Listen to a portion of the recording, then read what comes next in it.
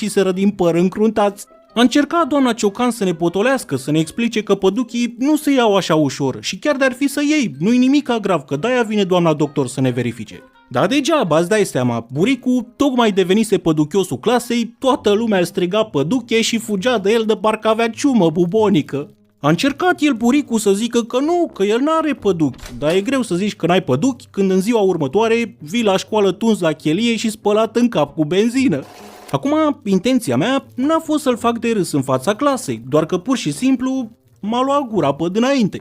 Cu toate astea, îmi părea rău de ce am făcut și voiam să-mi cer scuze chiar din ziua cu pricina. Doar că n-am mai apucat că, imediat după control, buricul s-a spart rapid acasă, fără ca măcar să mă salute. Am zis, asta e acum, las că vorbesc cu el mâine.